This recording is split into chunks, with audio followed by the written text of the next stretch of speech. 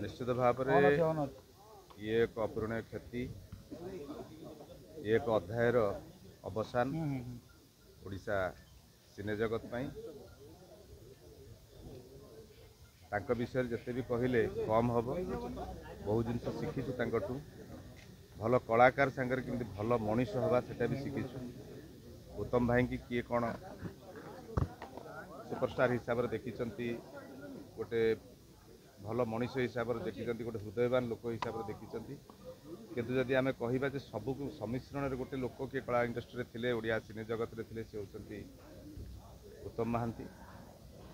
आज तांकर जो देहांत घटी निधन होती सेटा हुए तो तांकर पार्थिव शरीर आज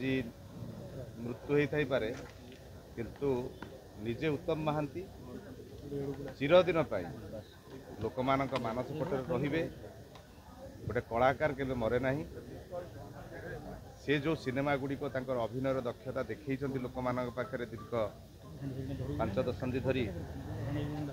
से लोक मानकर मानस पटरे से ही भाया जीवंत होकर रहिबे उत्तम महांती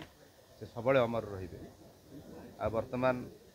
पार्थिव शरीर आसूची फ्लाइट रे बर्तमान जाऊँगी आने आउ से पहुँचे ठीक 11:50 फ्लाइट लैंड कर बर्तमान फोन करी जे फ्लाइट इनचार्ज अच्छा अभिषेक बसु से कहले आप आसतु बर्तमान आज एक कला जगत ना सारा ओडिया सिनेमा प्रेमी मान मध्य मनरे गोटे कठोर आघात आज पहुँची उत्तम महांती देहांत मु चाहिए जो अमर आत्मार सद्गति कामना करी प्रभु जगन्नाथ पाखे से सब जोटी रुहतु भल रुहतु एवं तांको परिवार समस्त को केमिति से माने भल भाव रे पुणी जीवन यापन करेंगे भगवान पाखे प्रार्थना करी एवं मु चाहिए आज बहु संख्यार योगदान करके आज उत्तम महांती जो शेष दाह संपन्न करा से समस्त प्राय उपस्थित रहा निवेदन करी कारण एत बड़ जड़े किंवदंती पुरुष ओडिया कला जगतर ये आमे कहबू जे आमर बोधे कौन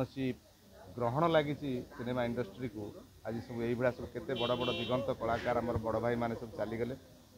आ जो मैंने अच्छा आम जो ये जो अगाड़ी भली आम रहीचु धान सब पलैले गोटे पर गोटे लेजेंड मृत्यु मुरबी शून्य हो गलानी निश्चित भाव में ये एक कला अध्याय चली सिनेमा इंडस्ट्री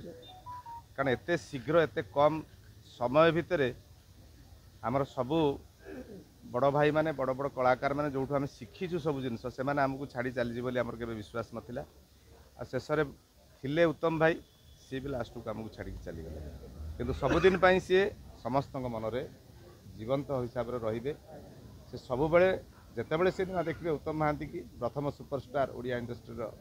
उत्तम महांती सब रहे जगह कहीं पूरण करें।